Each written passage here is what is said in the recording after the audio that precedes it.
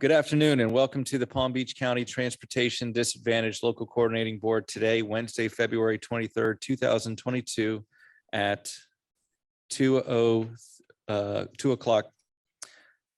I'll ask everyone to please rise for the Pledge of Allegiance.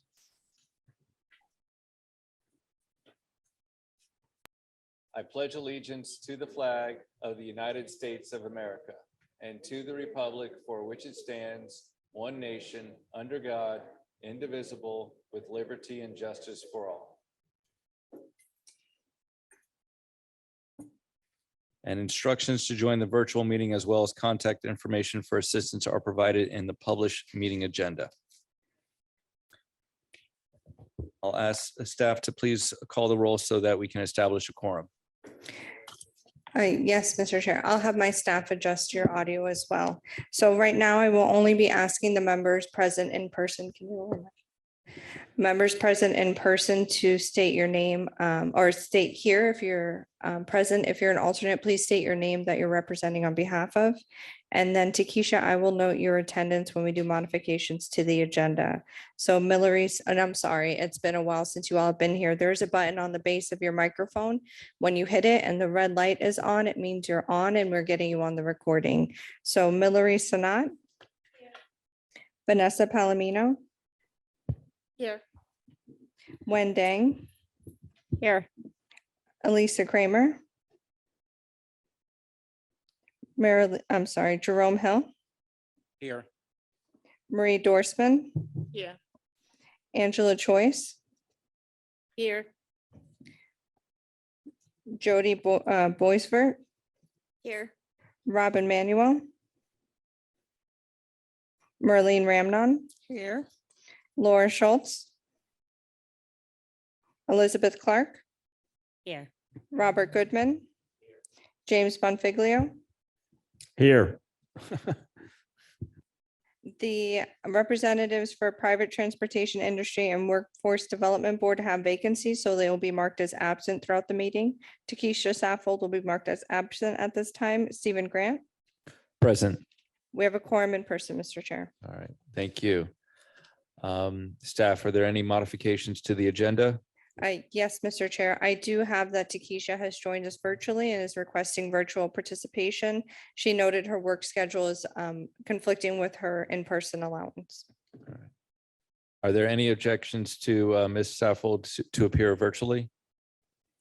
Seeing none, and I request that we move up information item 3A to in front of general public comments. So may I have a motion to approve as amended?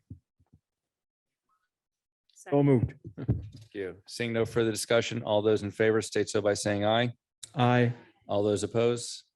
Hearing none, motion passes unanimously. Are there any changes to the minutes? If not, can I have a motion to adopt the minutes as presented? Motion to adopt the minutes as presented. And do I have a second? Second. And Margie, do you need me I to call? have, no, I'm getting them. So I have a motion by James and a second by Jody. All right, thank you. Any discussion? Seeing none, all those in favor, please say aye. Aye. Aye. Opposed, say nay. Hearing none. Motion to approve the minutes has passed. And now we're jumping up ahead to item 3A. Invite Ali Sewell, Brightline Vice President of Community Relations, to present this item.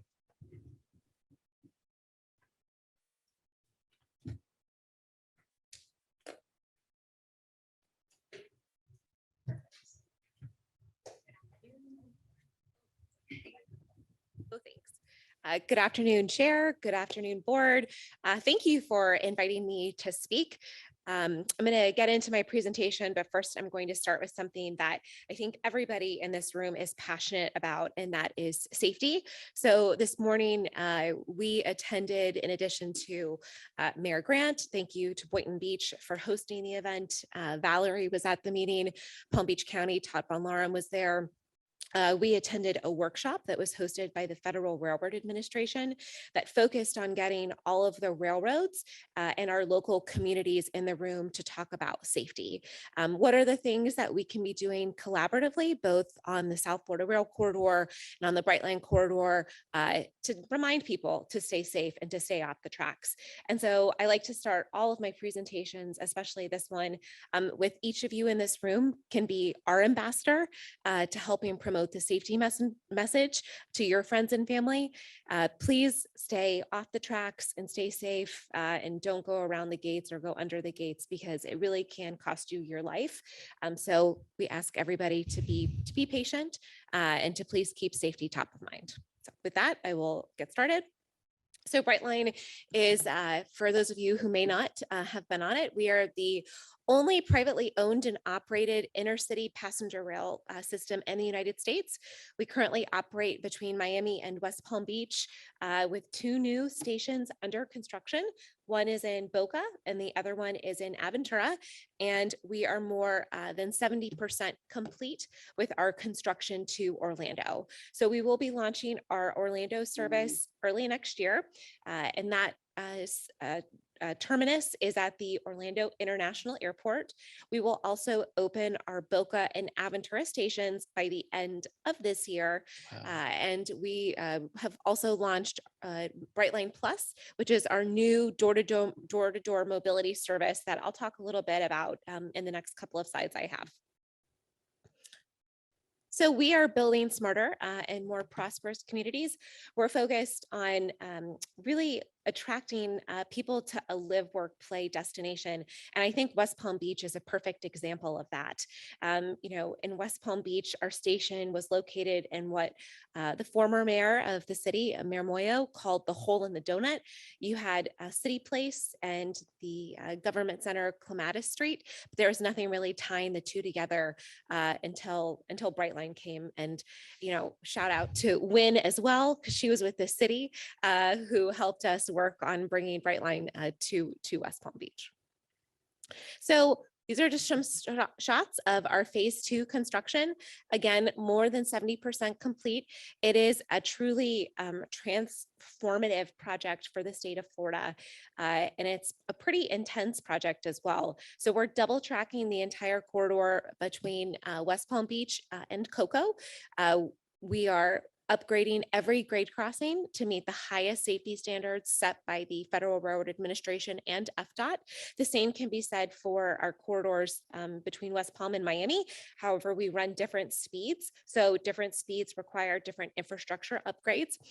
We also launched, when we relaunched in November, we launched with Positive Train Control, which is a federally mandated system that helps prevent train-to-train collisions and also speeding through certain areas.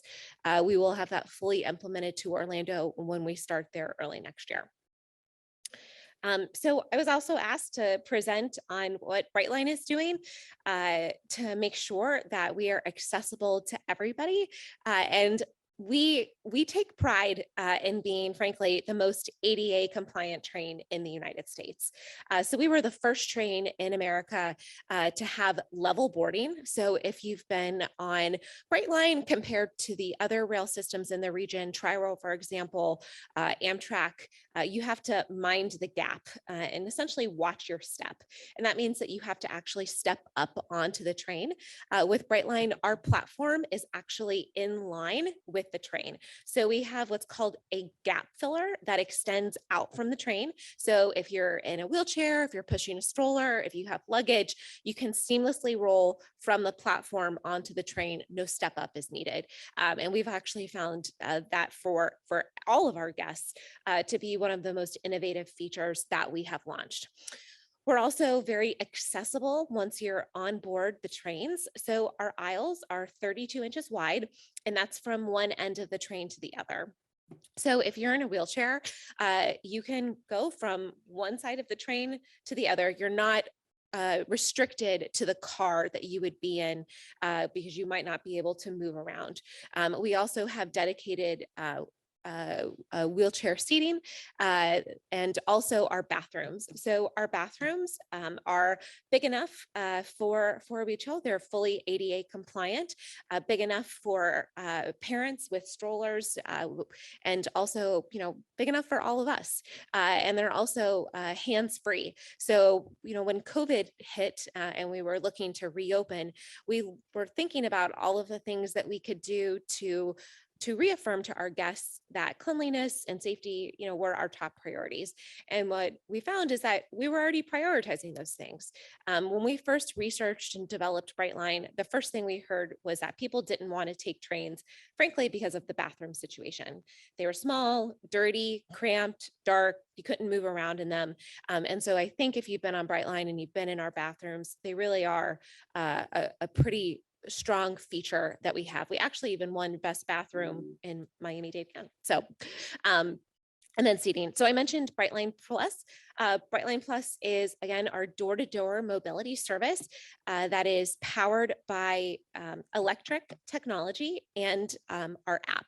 So if you're a Brightline rider, you can book a ride from your house or your office or your restaurant to the Brightline station. You can take a Brightline train and then go to your final destination, all without having to leave the Brightline app. So we have private vehicles, which are our Teslas. We have shared vehicles, which are our vans, and then we also have circuit golf carts. And we're also working with the city of West Palm Beach on launching a bike share program next month. So all of that you'll be able to utilize in the Brightline app. And we definitely wanted to make sure that everybody was also accommodated while using that service. So that was my quick presentation update that I was asked to provide. I'm happy to answer any questions that are related to Brightline if you may have them. So thank you. Mayor Grant, I'm sorry, before you take questions, I did want to note for the record that Elisa Kramer did join us remotely. Okay. And I wanted to know if you would take that item up first in case she had questions so we could promote her to a panelist. Absolutely. Does anyone have any objections for Ms. Kramer to appear virtually? Seeing none, please welcome her to a panelist. Thank you. And so I know there's a lot of new faces here. And so if anyone has any questions or comments, you can always tip your name card. Otherwise, for me to call on you. And we will go starting from my left. Jody. Jody. Yes, thank you. I love Brightline, but for people experiencing poverty, it's a little unaffordable. Are there vouchers or is there some type of program that you're thinking about implementing that could accommodate people of low income? Yeah, so I mean, Brightline is not public transportation in the sense that we think about mass transportation. So we are privately owned and operated. Our focus is inner city travel. So we're really focused on capturing that rider that's going, for a quick trip between Miami and West Palm Beach, not necessarily there are commuters who are less price sensitive that might not care about the time.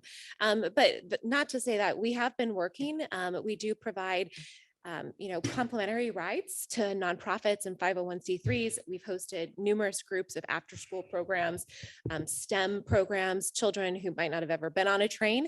We bring them on board. We talk to them about rail safety, walk them through what Brightline's innovations are. And we've also done some stuff in Miami-Dade. SFRTA is looking to bring Tri-Rail into Miami Central. As part of that deal, with the Overtown Park West CRA, Tri-Rail will actually offer free rides to Overtown residents for a period of time while that bond payment is met. So we do look to have significant community relations and feedback and make sure that the community is aware. We've hosted, lighthouse groups on the train. We work with all types of individuals and groups to make sure that they are able to experience and learn about Brightline.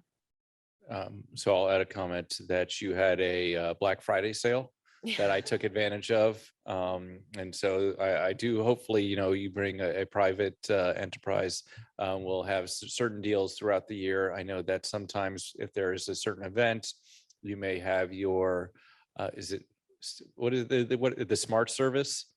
Yes, there's two types of service. The smart is I don't want to say basic because we strive to have a great guest experience, but it's our smart service and our premium. Our premium includes the food and beverage. Our smart service is the train ticket. And if you would like a drink on board, we do provide, you can purchase that. And so I do appreciate, and so I would suggest if, you're looking to ride the Bright Line and in advance that to get on their mailing list because, they also have different events like the Polar Express, where I'm sure that event would be ADA compliant. Well, it's on our train. So yes, it is definitely ADA compliant. James? Hi, thank you for your presentation. I have a couple of questions. I see that you have a flagship station at Orlando. My question is, is there any way to get from the West Palm Beach and the Fort Lauderdale station and to the international airports at those communities, and how do you do that? Yeah, so great question. And the we same, are- I can't tell if Miami goes to the airport too, but if it doesn't, the same question for that. So I'll start with Miami Central. So Miami Central is actually connected to all of the public transportation options in Miami-Dade County. So Metro Rail, Metro Mover, bus, trolley, bike share. So the Metro Rail actually has the Orange Line, which connects directly to the Miami Intermodal Center, which is at the airport. So that's one option that you can take that's fully integrated into our system. And we're working with Miami-Dade, Broward, and Palm Tran about how to actually integrate public transportation into, our app. So if you did want to take Metro Rail, come from the airport on Metro Rail to Brightline, you could do that. We're looking at making it seamless for the user. But we are also launching a shuttle service probably in a few weeks that will take you directly to the airports as well. Okay. And that's using our Brightline Plus vehicles. And another question, what accommodations, if any, have you made for the hearing impaired and the sight impaired at the stations, and access to the tickets and access to the trains and access to the connections between the trains and the various hubs that you can connect to? So we definitely, train our staff in this and have other ways that we integrate. But I will actually get you a very explicit answer on that. So I will follow up with you with this board Okay. directly. And one final question. I see that you have in here a presentation on door-to-door Yes. service. Is that a reservation system? Yes. And how far in advance do you need to call to make a reservation for a pickup to take you to or from one of the stations? So it is a reservation system because we only have so many vehicles. And so right now we ask guests to book it no less than 2 hours in advance. Okay, great. Thank you very much. And I will follow up with you on your other question to get more specific information. Thank you. All right. Do we see any more tents up? Yep. Mr. Goodman?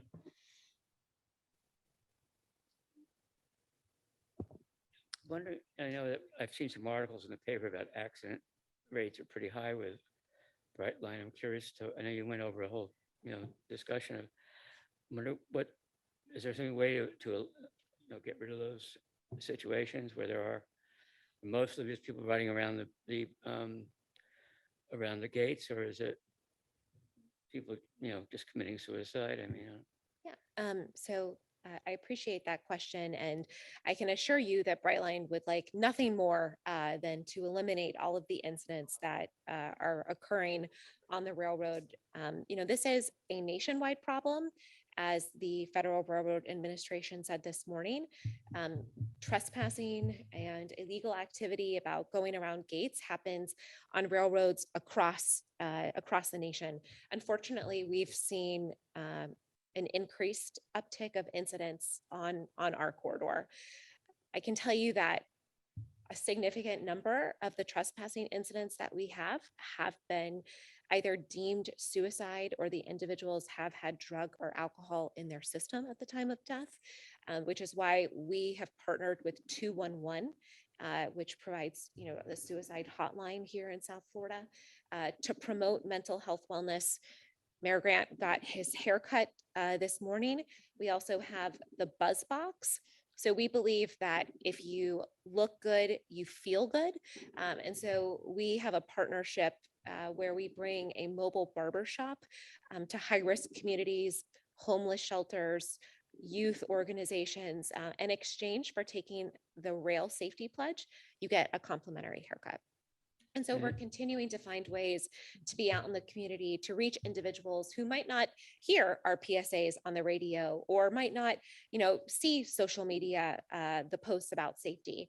But that's why I said, as a community, we need to come together to find ways to reach everybody.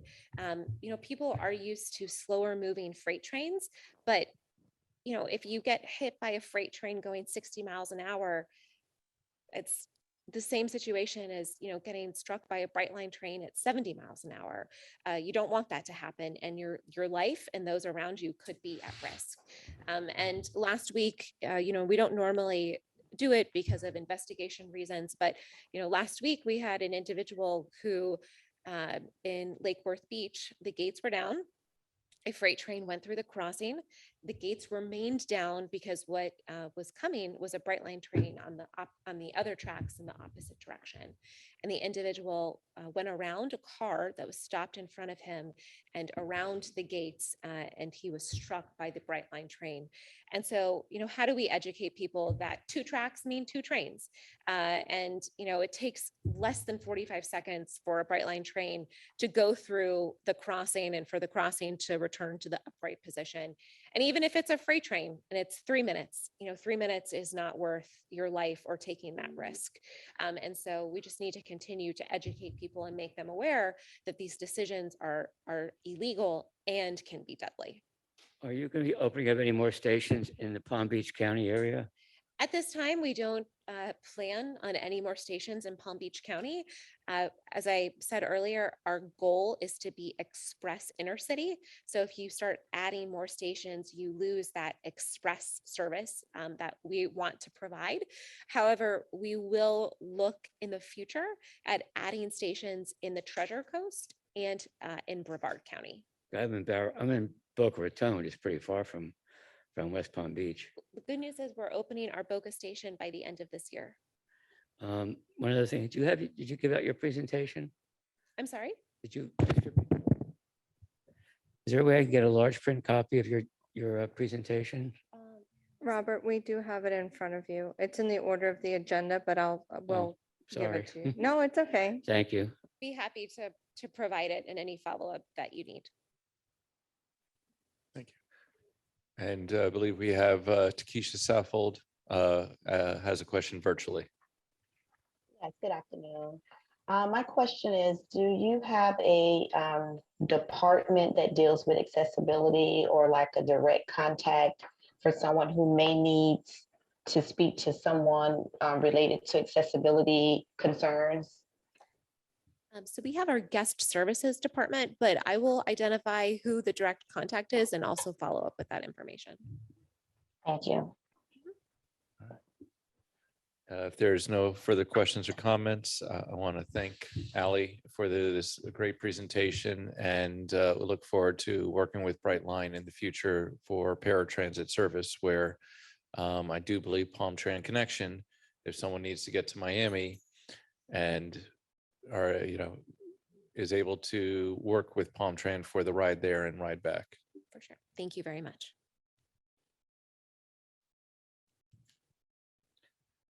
Next, we are going to general public comments. There are 3 ways to provide public comments for the meeting. Written comments may be submitted online at the website provided in the agenda. Verbal comments may be made by virtual attendees using the raise hand feature in the Zoom platform. Verbal and written comments may be provided by an in-person attendee submitting a comment card available at the welcome table. Have we received any general comments? No, Mr. Chair. All right, thank you. Next, I welcome our newest LCB appointees, Elizabeth Clark as a representative of Children and Risk, and Pauline Spence as the alternate for the Agency for Persons with Disabilities. I received a request from Mr. Goodman for everyone to announce their name and their organization that they're with, and state a little bit about themselves, because it has been a while since we've all come together And hopefully this board will agree. And so, Mr. Goodman, I'll let you begin. I'm Robert Goodman. I represent people with disabilities. I run health fairs in Century Village in Boca, and it's called Florida Navigators, name of my company. So I'm here being a good advocate as always. All right. And thank you very much. Next, we have Marie Dorsman. Hi, good afternoon. I'm Mary Doisman. I'm with Florida Department of Transportation. I am a transit coordinator. I oversee the Section 5310 grant, which is a federal grant to enhance mobility for seniors and people with disability. Thank you. And next, we have Elizabeth Clark. Hello, everyone. Elizabeth Clark. I am a program officer at Children's Services Council of Palm Beach County. It's essentially a contract manager, and I work with nonprofits such as Healthy Mothers, Healthy Babies, Home Safe, and we contract with 4R Services, which is a taxi company as well. And this is my first meeting. I also have a beautiful daughter who's 4.5. Thank you. Angela Choice. Yes, good afternoon, everyone. My name is Angela Choice. I'm with the Florida Department of Veterans Affairs. I am the Veterans Claim Examiner Supervisor for the West Palm Beach location. I have 7 counties that I'm responsible for, and I work at the VA Medical Center. And we assist veterans and their family members with applying for benefits that they may be eligible for. All right. Laura Schultz. Hello, my name is Laura Schultz. I work with the School District of Palm Beach County. I am the Exceptional Student Education Department Manager for Curriculum Instruction and Assessment. So supporting our students with disabilities as they work their way from pre-K up through postgraduate years and on into the adult world. Marlene. Good afternoon, everyone. My name is Merlin Ramnon, and I represent the Florida Department of Health here in Palm Beach County. Office is just not too far from here, 800 Clematis. And so we have a number of programs in our community health division. I oversee the division as the director, and you'll hear later on how many programs that we have within our division. So it's a lot of programs. We are the face of the community. We are always out there doing all types of things, health fair, participate in South Florida Fair, and many other activities. I also play a big role in our residency public health program, which we have 4 residents at the moment training in public health. And so once they're finished, then they launch and go into different health centers. Could be to be director like Dr. Lena Alonso, in many different areas, may not be in the state of Florida, maybe elsewhere, but I also take a big part in that program. Thank you. Mayor Stephen B. Grant, and I am here as a representative of the Transportation Planning Agency, which is a metropolitan planning organization set by federal law to oversee the federal and state gas tax dollars. In addition, I'm the mayor of Boynton Beach, where the city has ADA coordinator, and I'm proud to say that we are moving forward with an Office of Equity and Inclusion so that all of our residents are welcome, and the visitors and businesses understand that everyone has a right to be here and have right to access in the United States of America.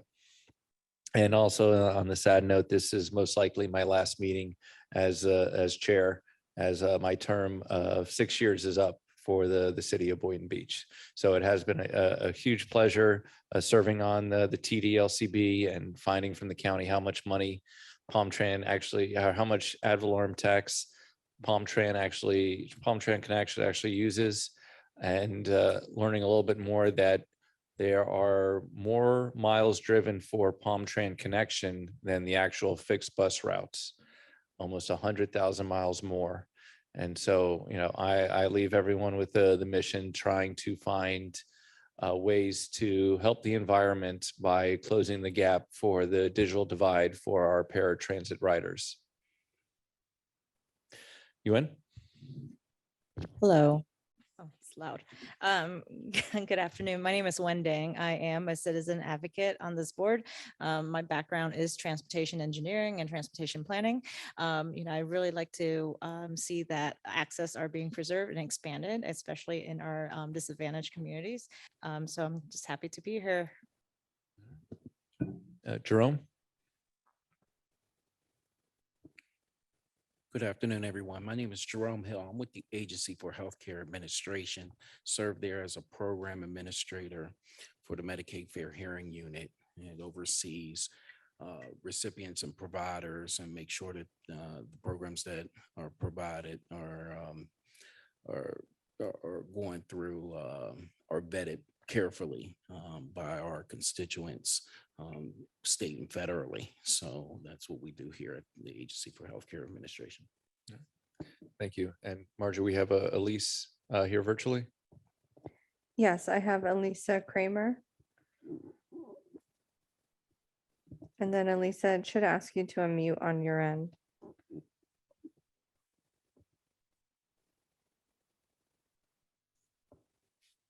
I'm sorry, while we're waiting for her to unmute, Takesha, if you want to do your introduction.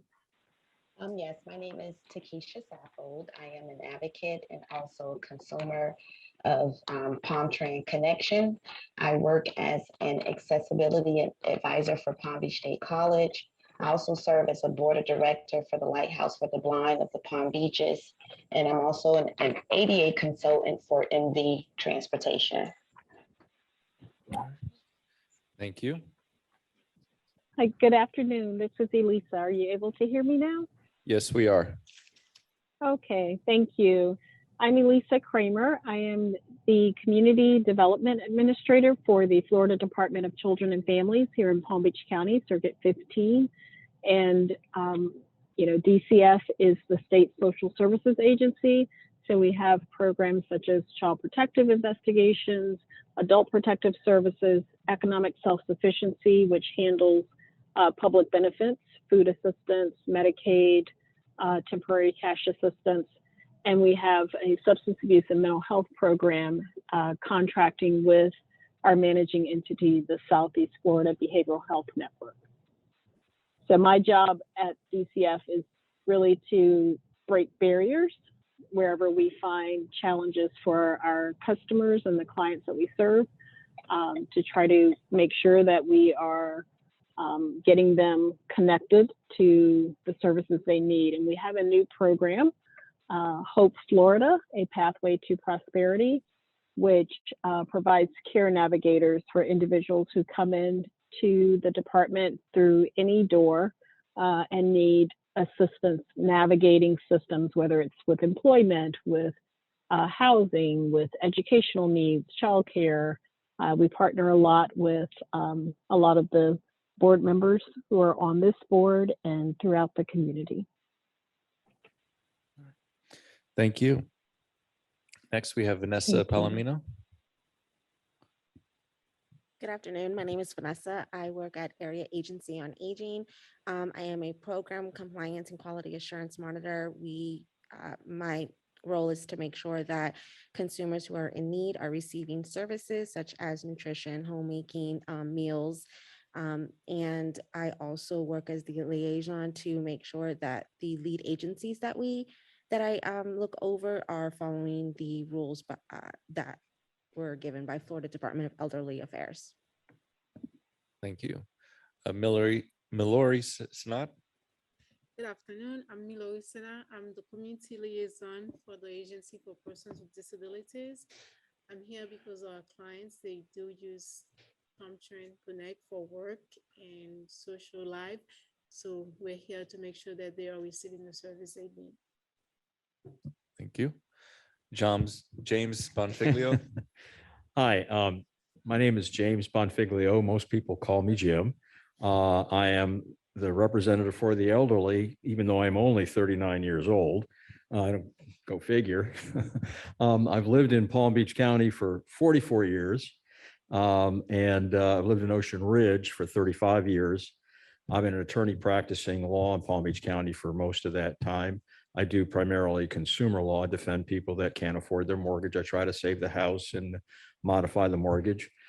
Former chairman and vice chairman of the Planning and Zoning Commission in Ocean Ridge for about 13 years, two-term commissioner, 1 year vice mayor, 1 year mayor. And now I'm trying to give back to Palm Beach County here on this commission. Thank you very much. Thank you, Jim. Jody Bosford. Hi, I'm Jody. I'm with Palm Beach County Community Services Department, the Securing Our Future initiative, and I'm here to advocate for families of low income. Thank you. I think we got everybody, and thank you for your comments. Next, I'll invite Alyssa Goldberg. Yeah, we got to change the agenda for that, don't we? Need to change everything for that still, actually. Right. It still says, and so if everyone wants to give Alyssa a round of applause, she was married and now her name is Alyssa Goldberg. So.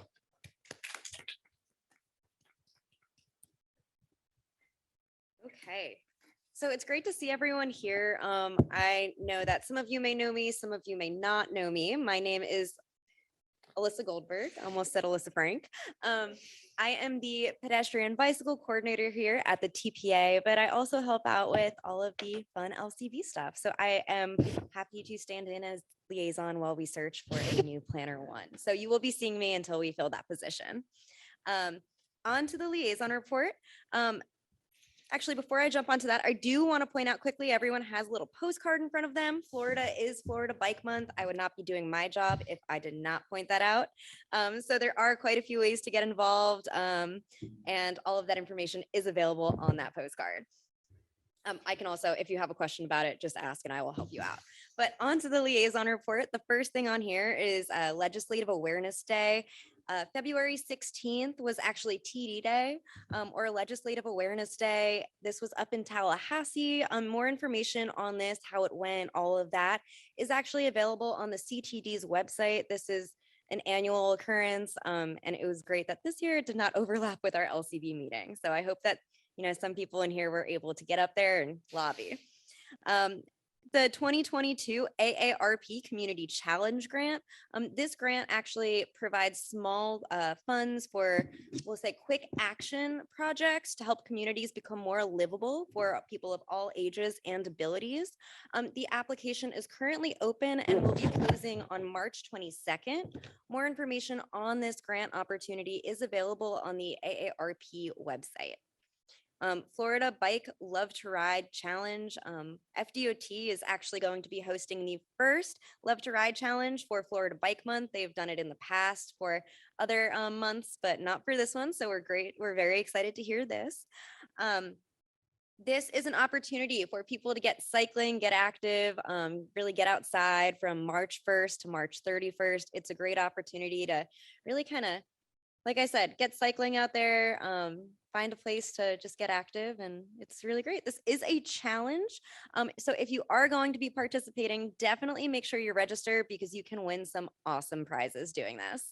Some really great ones, and they do give out a good amount. So to register for this, it is lovetoride.net/Florida. If you need any help with anything, just let me know.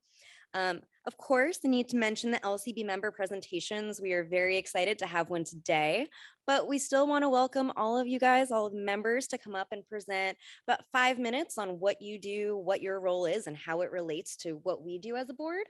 So if you are interested in that, please reach out to me. We'd love to have, you know, everyone get up there and speak at some point.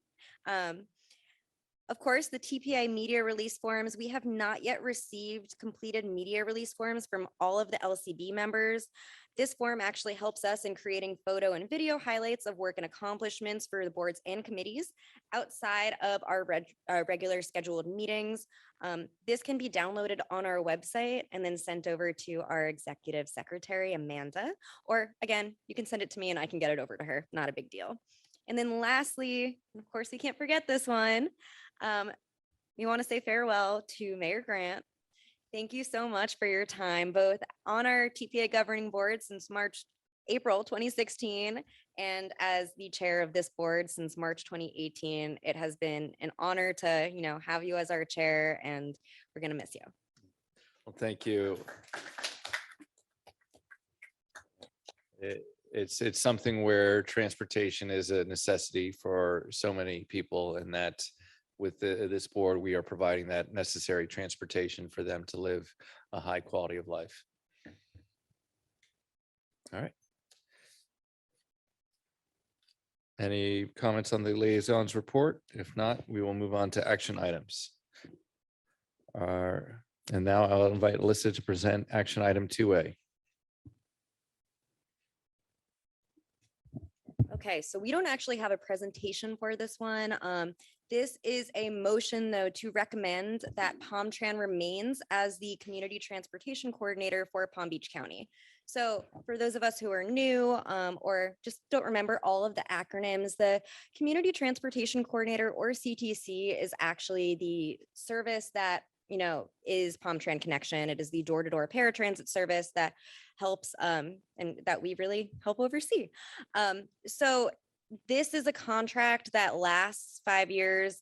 The last time this memorandum of agreement was done, it was in 2017. So the contract is up, and we do, continue with our previous recommendations and believe that Palm Tran Connection should continue as the CTC for Palm Beach County. So again, this is just a recommendation or motion to recommend that we continue with Palm Tran Connection as the community transportation coordinator. And seeing no further discussion, may I have a motion to approve? Yes. Robert. Oh, thank you. All right. Is there a second?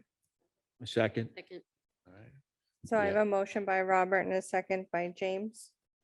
Yes. And is there any questions or comments before we call for a roll call, please?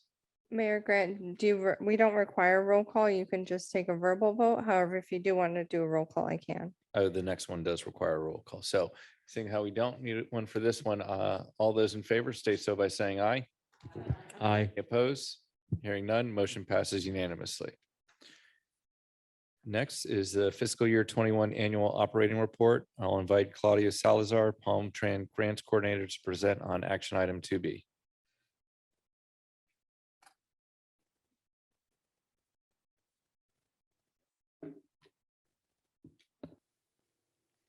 Good afternoon, Chair. Good afternoon, members of the board. I am Claudia Salazar, the Grants and Capital Project Analyst for Palm Tran. And it was my task this year to complete the CTD Annual Operating Report, the AOR.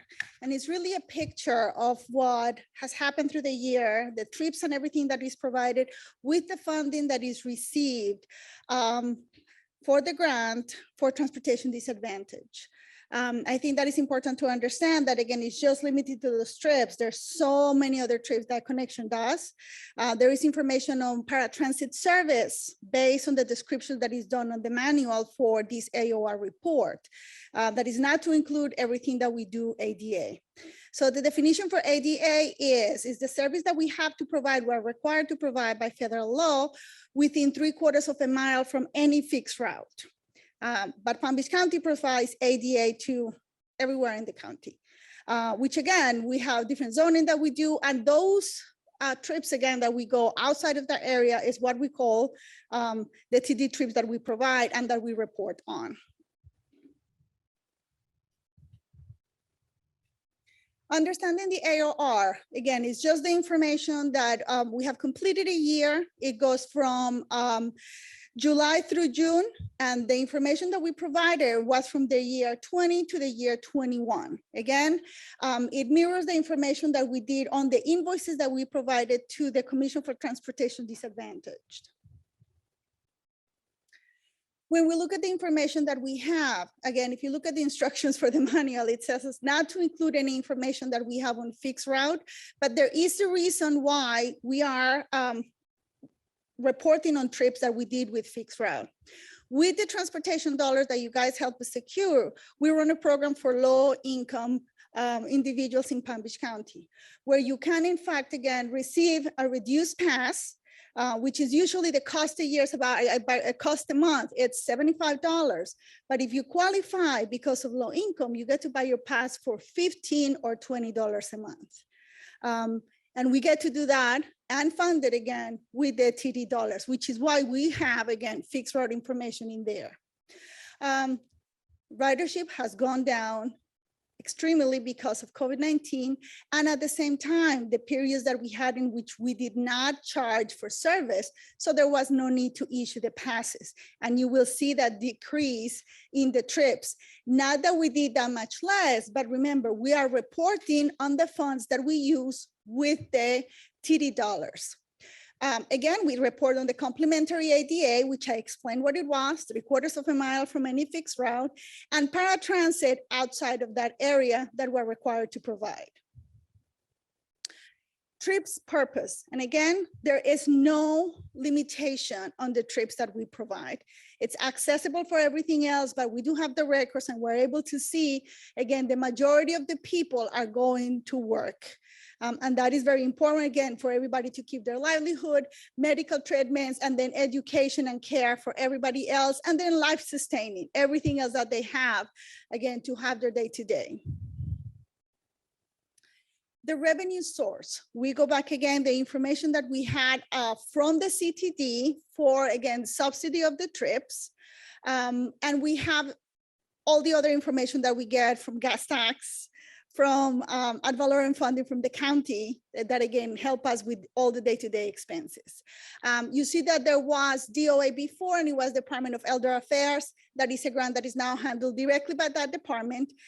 Please understand, the people that qualify for the DOS service are still getting that service. It's just that the grant funding is going through the Department of Community Services now, not PAMTRAN, and that's why you do not see it there. But that, again, the people that qualify for DOS continue to receive those trips. Provider by type, again, a lot of the stuff, everything that we do, the community transportation coordinator is PAMTRAN Connection.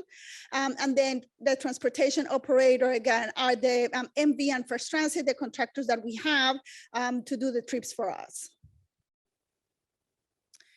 The vehicle data that we have, again, is a requirement to provide. How many calls did we have? The accidents that we have vehicles. Many of you have access to the information that we have through our PAMTRAN service board, where you can see how we're striving again to reduce accidents, to improve the services, that we keep again statistics on everything else to maintain a safe service for our customers. The general financial data is the cost that we have. So again, we are funded by so many different sources of revenue, where you can see, again, we got $24 million just to cover a lot of the stuff that we have for the service that we provide. And again, remember, these are people that do not have the vehicles to, again, get from point A to point B to their basic necessities. And these, I will never say that it's expenses, it's investment in our community. The AOR summary, the most important thing that we had is how many trips under the grant agreement did we provide? And again, it's over 900,000 trips that we were able to do. Counting again, that we provided many more services. These are the ones that we billed for, because it's during the times that we were charging fares. So that's why you see a decline on the comparison when you do 20 and even the year before. But more than anything, again, numbers are hopefully beginning to go up because service hasn't stopped. Regardless of the pandemic, we have been there for the community. Again, we hope that you have reviewed all the other information that we provided and that you can approve our annual operating report. We're working hard to get all the information for next year, but also if you have any questions, please let me know. And so I'll open up the floor. For Point of any order, questions. Mr. Chairman. Is this a motion to recommend approval or motion to approve? It is to approve. To approve, okay. You need a motion? Yes. I move to approve the fiscal year 2021 annual operating report. Do we have? I do have a questions for Claudia. I'm sorry. Claudia, I was looking at But the. do you mind if I get a second before we open it up for questions?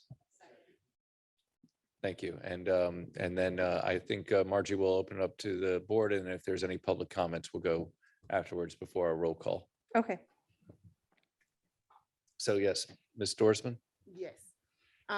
Claudia, I was looking at the report And I saw the no-show for 2021. You said 22,000 no-shows. Are those customers or providers? Customers. Customers. So Yes. they booked the trip, but didn't cancel and didn't Correct. show Exactly. for the trips. With everything going on, there are people that have signed up for service, again, 5 days a week. And it took a while for them to realize, yes, I'm gonna commute today, and they forgot to cancel their trip.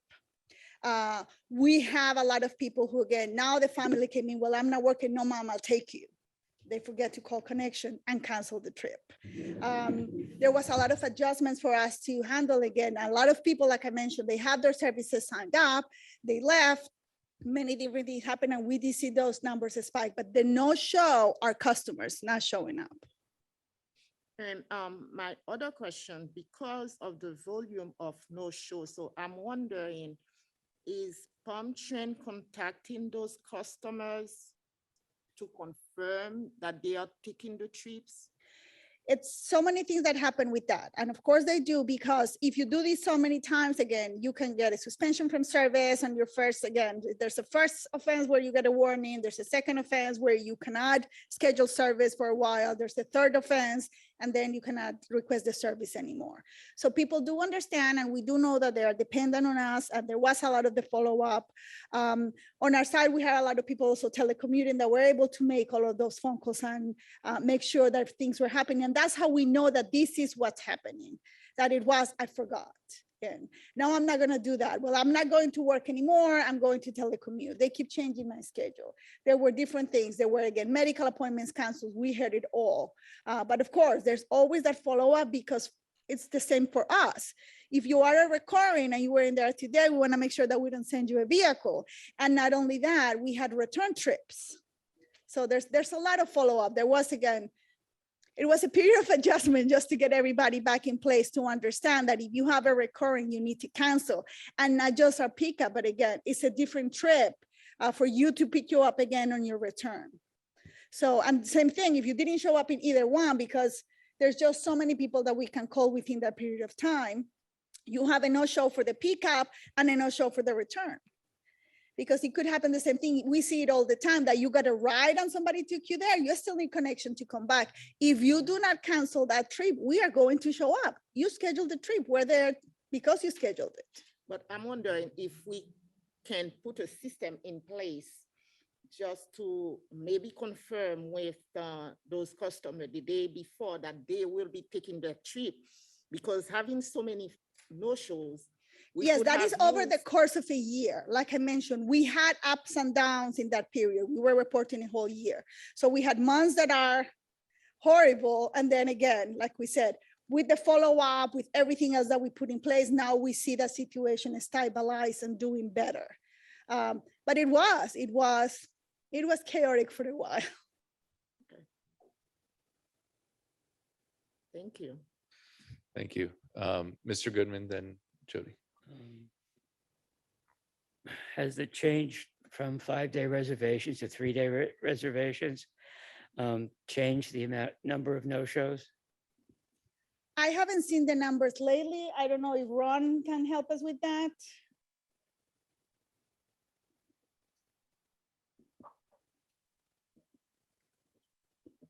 We don't have exact numbers on that, but yes, our internal review is that yes, reducing the reservations time has reduced not only our no-shows, but also our cancellations.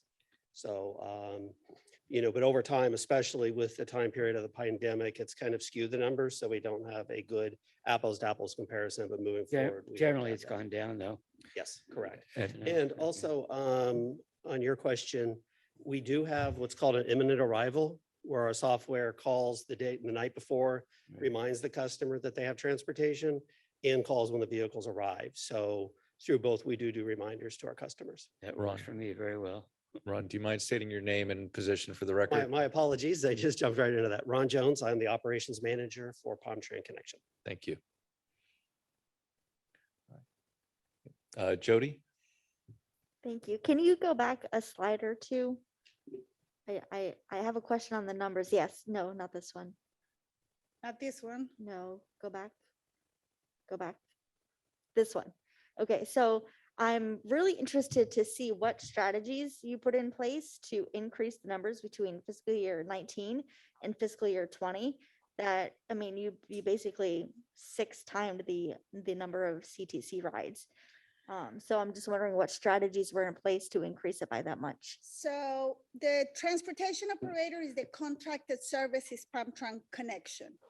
The CTC, which again is still PAMTran, it's the passes and everything that we have done to promote. So the things that happened was with the trips and everything else, there was a promotion for people to move from paratransit to go into fixed route. So when you had that, you were able to get a card again and ride for free. And word gets around, so well, how do I get the free card? But you didn't qualify for the free card, but you can still get your pass for $20 because you are low income. Social media has helped. And usually we do assume, well, connection is just for the elderly and handicapped. And we have people that need the service, and especially fixed route.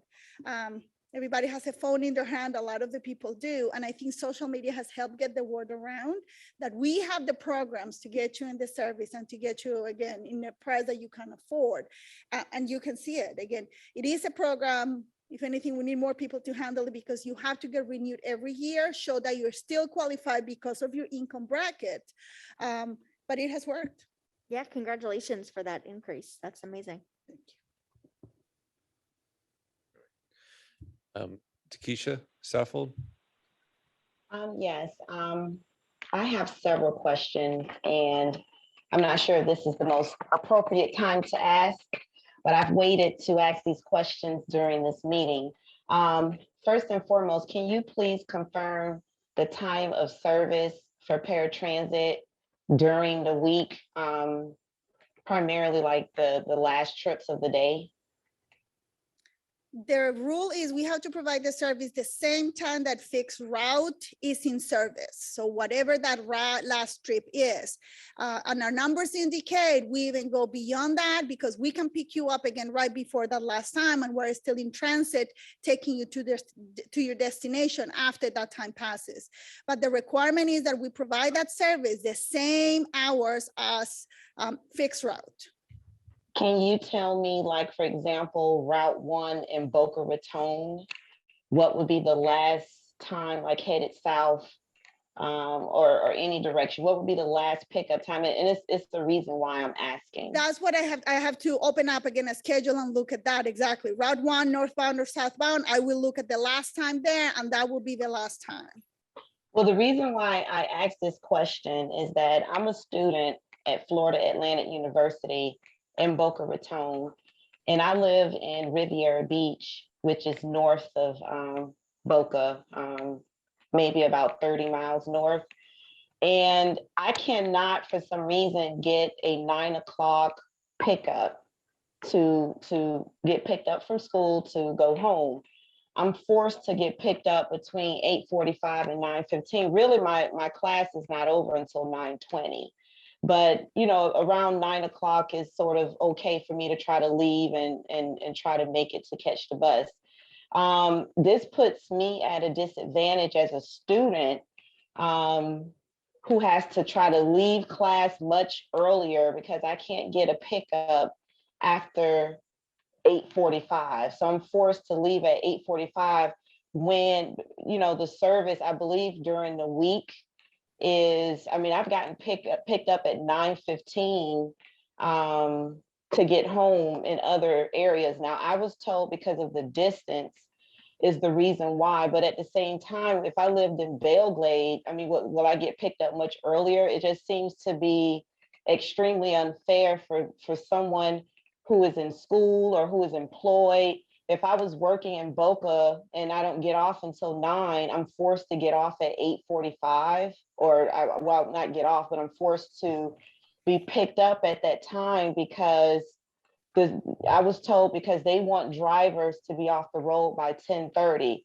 But to me, if the service for the fixed route is up until 9:15 or whatever time, and the service is parallel to the fixed route, then why am I forced to be picked up at 8:45? Why can't I get a pickup at 9:00 p.m. Well, that's or what we even would have to 9:15. check. So what I have to check again, and I'd rather if they can provide me with your information to reach out and see where your pickup location is and the hours that are served around. And we go back to the same situation. The paratransit service is supposed to match what we have on fixed route. So if the service ends at that time, again, it cannot begin for you at that time. That service is not available to everybody else at that time. Like I mentioned, depending on the things that happen, again, the accommodations that are done, sometimes those vehicles could be in transit even after the fixed route is not running because of the pickup time. But I have to see that again, where would be the pickup, where is the delivery and everything else that we have to check on that, which again, I don't have all the tools to be able to do that analysis for you, but I will request that they provide me with your information and we'll be happy to reach out to you and check what is the best way to serve you in your situation. Yeah, because wouldn't that be transportation disadvantage, being that I'm a student and I need to be picked up after 9 or at least close to 9 as possible? And, I have to rush out of class, which is, a disturbance for the students. I'm losing out on, that time that the teacher is still lecturing, to be rushed to try to meet, the driver. It's just such an inconvenience and a disadvantage for me as a student. I mean, I'm We not out understand that partying. situation and we are aware of that. I think that as we go on and in the plans that we have in the future, there are plans set up for that are called like first mile and last mile for those people that need the service after the hours are done. So that's what I'm saying. I have to review your situation because right now we are limited by the hours of service. Those are the hours of service, and we want to see if there's any way to accommodate you, or if in fact we're not allowed to provide the service because it is outside of the hours of service. And same thing, we cannot again require from the contractors to go above and beyond. Again, we have everything in place, and the parameter that we have is that we have to mirror the fixed route hours, that you have service available to you during the same hours. But as I mentioned, we will review your information and get back to you to see what is the best that we can do. Thank you, Okay. Claudia. And And I so ha- Takesha, we just want to, I know you have other questions, but in the case of the question at hand is that if you could provide a written response to the board of the hours and the applicable things, we can move forward. So Ms. Saffold, sorry for the interruption. Do you have another question? I do. It's different from my first Okay, question. now you said you had a couple, so please proceed. Okay. My other question is that I know that dispatchers are working from home. I've received like private calls from dispatchers, to say, okay, well, your bus is out there or whatever. And I was just sort of told or mentioned this the other day. I mean, being that they're working at home, I mean, they can't be provided with work phones, where most people don't answer phones to private calls, or they may even have their phone set to where it goes straight to voicemail. So that puts someone at a disadvantage who may not know that they're receiving a phone call from PalmTran if dispatchers are calling from their phones and they're calling private. I mean, that seems to be unprofessional. Thank you, Ms. Saffold. Yes, Mr. Jones? Yes, thank you. Ron Jones again. You are certainly right with that, and we will reiterate to the staff, because all the staff working from home have access to not only their computers, but the phone system directly remotely. So there's no reason why individuals should be calling you from their personal numbers. So we will follow up on that and make sure it doesn't happen. Thank you. And Ms. Saffold, do you have any additional questions? No, those were all my questions. Thank you. All right, well, thank you. And Jody, did you have another question? You mind tipping your back? And I'll go around the room one more time. It doesn't look like we have any more comments. And my quick comment is that the Go Glade service, are those numbers part of this, of the information? No. Okay, thank you. And so seeing no further discussion, we have a motion and a second. I will now ask for a roll call. Mallory Sanat, Yes. thank you. Vanessa Palomino, Here. Wen Dang, Yes. Elisa Kramer, Yes. Jerome Hill, Approve, yes. Marie Dorsman, Yes. Angela Choice, Yes. Jody Bosford, Yes. Robin Manuel is still absent, Merlin Ramnon, Yes. Laura Schultz, Yes. Elizabeth Clark, Yes. Robert Goodman, James Bonfiglio, Yes. Takesha Saffold, Yes. Stephen Grant. Yes. It passes unanimously, Mr. All Chair. right. Thank you. And those were our action items. Now we will move on to information items. I invite Rob Jones, Palm Tran Director of Paratransit, to present this item, the CTC update. Yes, thank you very much. Let's see. Again, Ron Jones. I am the Operations Manager for Palm Tran Connection. And this is the Community Transportation Coordinator 2022 update. And there we go. For the last 7 months, Palm Tran Connection and our vendors have been experiencing severe driver shortages, identical to those faced nationwide. And with that, these driver shortages, hold on, I'm getting used to the button here. There we go. These shortages have led to reduced on-time performance and low customer satisfaction, which will be detailed within this presentation.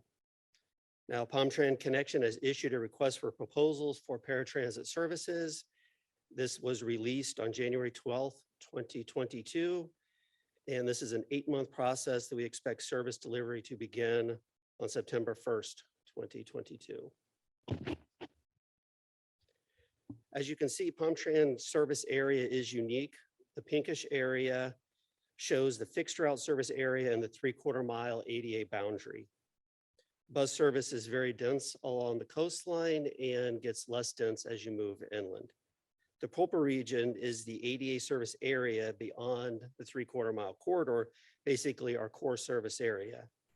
But paratransit services are provided throughout Palm Beach County under the Transportation Disadvantage Program.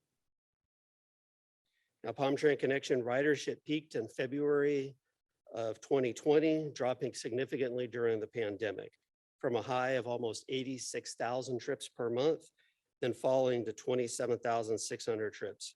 Ridership has slowly increased to the average 60,000 trips per month, but is still 30% lower than the pre-pandemic levels. Proportionate to the increase in ridership, Connection has seen a drop and then slow growth in our productivity. Connection's productivity fell from a high of 1.59 passengers per revenue hour to a low of less than 1 trip per hour to its current 1.5 trips per hour, a drop of about 6%. Our goal based on industry standards is 1.5 passenger trips per revenue hour. But again, this is based on pre-COVID standards and that might need to be updated as we move forward. At the height of our ridership, on-time performance was at a low of 79%. When ridership fell, on-time performance quickly climbed to the mid to high 90s for a 17-month period. But with the increases in ridership, on-time performance has slowly dropped to its current level of 75%. Now, considering the on-time performance challenges, our complaint ratio for Transportation Disadvantage Program remains relatively low at 19 complaints, 10 complaints, and 12 complaints for the November, December, and January time period, which equated to 3 valid complaints, 2 valid complaints for December, 1 valid complaint for January. Now, this is a reflection of the fact that while on-time performance is low, most trips are less than 15 minutes late. So we strive to make sure that our trips aren't too late, if that makes sense. Now, this totals 6 valid complaints for the 3-month period, and the primary concerns are obviously late service, both for pickups and arrivals to the destination, discourteous employees, and long travel time. And while not specifically in this presentation, I also want to point out we also continue to have a very high commendation rate. And with that, are there any questions? Yes.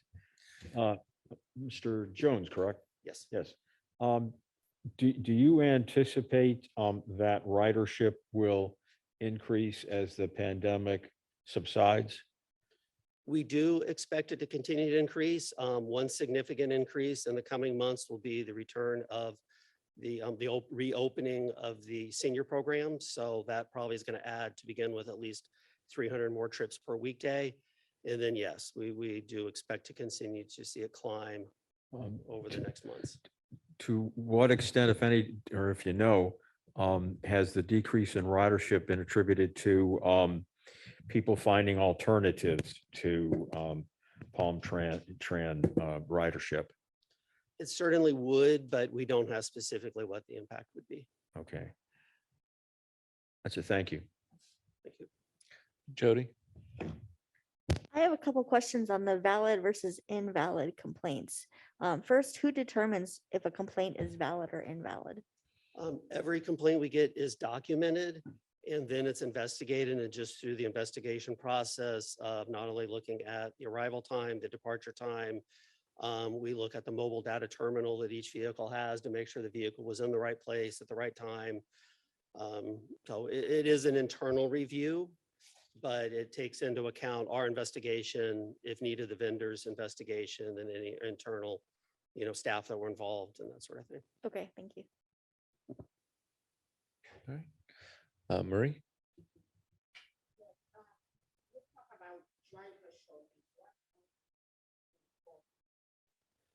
Well, we continue to look to our vendors to be creative in how they advertise to recruit additional drivers. We do estimate system-wide, we're probably about 120 drivers short of what would be fully staffed.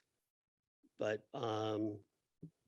it's just right now a difficult time. And, in one of our meetings the other day, even one of the vendors said that they are advertising on the gas pump. So a little ad you see sometimes at some gas stations pump gas now is trying to recruit from drivers, job fairs, whatever they can do, word of mouth, whatever can be done to try to, let it be known that we are hiring, and, we are hiring right now a lot of drivers. Mr. Goodman? I know some of the providers are offering cash incentives. Have they worked at all to get new drivers? Yes, but not enough to get us to where we need to be. In looking at training for your drivers, I know I went a tour of the facility a few months ago.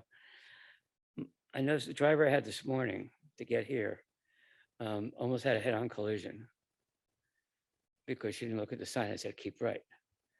I'm going to call later, but when you're doing driver training, are you trying to encourage them to read signs? It was so obvious this morning. Definitely, and it is a 2-week in-class training process before the driver's put on the road as a cadet trainee with an experienced driver. Certainly that would be unacceptable, and we'll look into it. But safety is our number one priority, especially with all drivers, but especially with new drivers, and making sure they are aware of being cautious while out on the road. Okay, thank you. Is there any other comments? Margie, any public comments? No, Mr. Chair. All right. Thank you so much. Thank you. Next, we have Palm Tran Major Transit Development Plan. I'll invite Anna Bielska to present this item. So Mayor Grant, with the public workshop happening at 3:30, is there any possibility we could push that to the next LCB meeting? We need to kind of do a flip for the room. Gotcha. And give everyone like a nice 15-minute break before we do that. Not a problem. And so our last presentation will be from Dr. Marlene Ramnon for the local medical community to present this item. Actually, do you want me to come up to the podium, or is fine here? Do you need the It's- clicker? It's or- your preference. We can bring the clicker or my staff can advance the slide. You'll come up? Okay.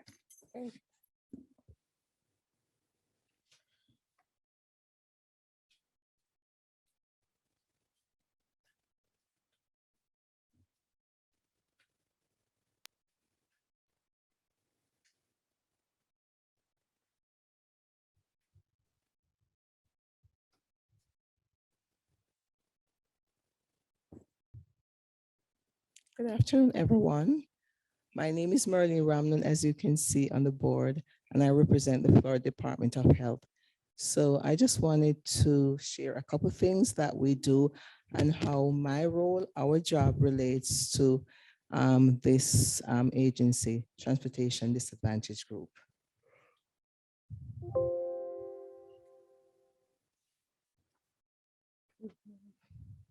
Okay, so we have a number of programs in our health department. And so one of the first program I wanted to talk about is the Supplemental Nutrition Assistant Program. And we shorten it by calling SNAPED. So this is for persons who are below the 200% poverty level.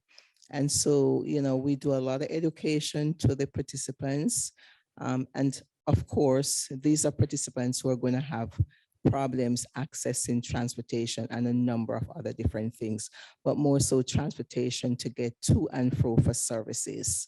So we have two main staff that does the Supplemental Nutrition Assistant Program. And I know you guys must have heard about this program before, pretty much called, it's pretty much called the food stamp. So the food stamp is what these particular persons would have been getting, or where they would go to get this particular, you know, I would say voucher.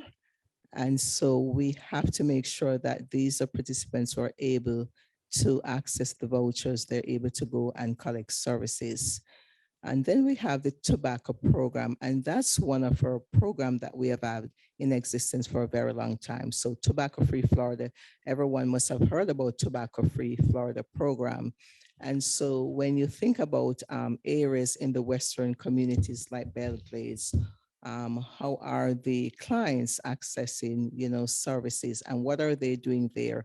And we find that most these underserved populations, whether it's going to be the youth or it's going to be adults, or whether it's going to be their multi-unit housing, you'll find a lot of tobacco products and also electronic vaping in those areas. So the way we look at it is that if we can spread the message out there about cessation for these programs by having, you know, maybe a bus wrapper, maybe at the bus stops, we have pretty much like brochures or whatever we can possibly think of to educate the community, because the tobacco program is all policy driven. It's more prevention, it's not just education. And when we have policies in place, this is how we're going to get compliance when it comes to the usage and not the usage of tobacco. And then we also have what we call the Health Equity Program, which is a brand new program that, you know, our central office has developed and designed, and all 67 counties are involved in this health equity program. And most of you have heard about health equity. Sometimes we don't like to use that word. We just want to say equal opportunities for everyone. We know they may not have equal opportunity depending on what the needs are, but just accessing services. So this is where health equity comes in, and we talk about cultural competency too, in terms of language, in terms of so many different factors. We also have what we call the refugee program within our agency. And so these are people that are coming from all walks of life. Transportation is a big issue for them. And sometimes we have some of the social services that are taking these clients to access services. One of the main one I want to stress on is clinical services. So clinical services, we have about 5 health centers, and they're all spread out from the northern end to the southern end to the western communities as well. And so our clients, they do access services. For example, maternity services, they access HIV services, they access family planning services, STD services, immunization, which you know is a big talk of today, immunization. And that's one of the programs that has been around for a very long time. But now that we have COVID, there's a lot of different talks about the COVID vaccine and so on. But we have the immunization program that is strictly geared for also our kids who are going back into the school system. And so we wanted to make sure that kids and also adults, they have access to these type of services, especially when it comes to transportation. For environmental health, that's another big program that we have where people are often coming into our department, looking at septic tank, childcare, and some of those major environmental health issues. For epidemiology program, of course, we all know about the contact tracing. We all know about some other 93 diseases that we investigate. And so, staff pretty much have to move from one place to the other. Clients may have to come into the clinics or go to those other areas within our department for services.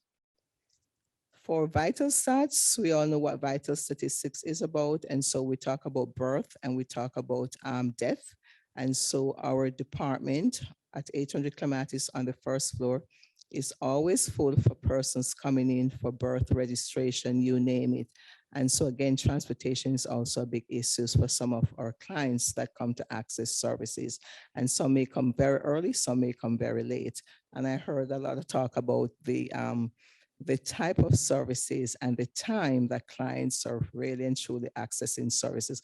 Of course, our offices are open 8 to 5, but then we do have a process in which some of the clients, when we were kind of like in the middle of the pandemic, then we had those type of services, online services that client could actually, again, not everybody has a computer, not everybody is able to read the language, and so they have to come in person for services. We also have preparedness, and preparedness is one of the, you may have to have pods set up. And when we started the whole vaccine sites and we had the pod at the Senior Citizen Center, we would see a lot of clients trying to get to and fro those areas. And I think those are mainly some of the major services that I want to talk about that we provide. And so we work hand in hand with this transportation group. And so it's my pleasure to sit on this board and to advocate for our clients. A couple of years ago, we saw where one of the bus route was modified or changed. And so we find that our maternity clients, they were not able to move from one area to get to the next. And we're talking about like St. Mary's Rippick, where there was a bus stop inside and that was moved. And so it posed a problem for maternity clients. Most time we see our clients coming, they're pregnant and they have 2 other kids with them. And so it's a struggle, especially when it's hot, it's one of those warm days. And they have to walk with their kids and all their baggages to get from one place to the next, especially when they're high risk and they have other conditions. They can't take a taxi and so on and so forth. I have with me Nicolette Sass, who is also over the tobacco program. So I don't know if she wants to make mention of anything else about the tobacco program. Nicolette? Okay, she says not at this time. So I think I've given you a pretty quick rundown, the 5 minutes presentation as to what we do and how we see the transportation, the role that you're all here for, how you do pretty much, I would say, support what we do as well with the health department. And again, we have so many services, and all the clients in Palm Beach County and our residents who access the services. Transportation is a big issue. And so we thank you for what you're doing. Thank you.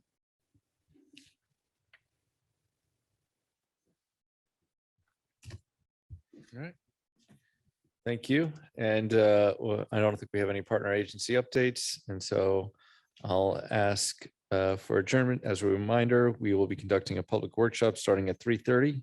We encourage you to stay and participate. Our next board meeting is scheduled for May 25th, 2022. At this time, our board meeting is adjourned.